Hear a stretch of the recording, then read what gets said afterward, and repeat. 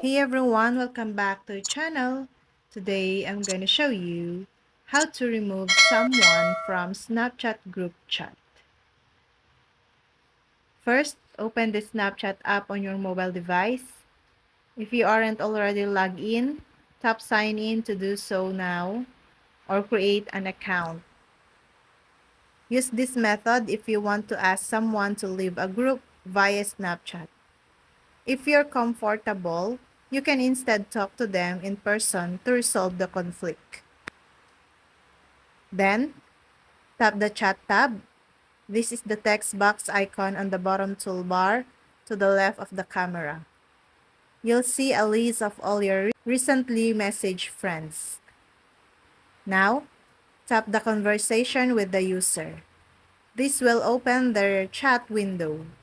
You can also tap the new chat icon and enter their username if they aren't among your recent chats.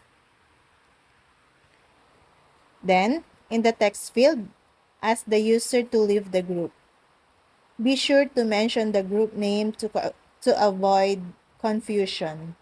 You can choose to be honest about the situation, or you can fabricate an excuse if you're worried about hurting feelings.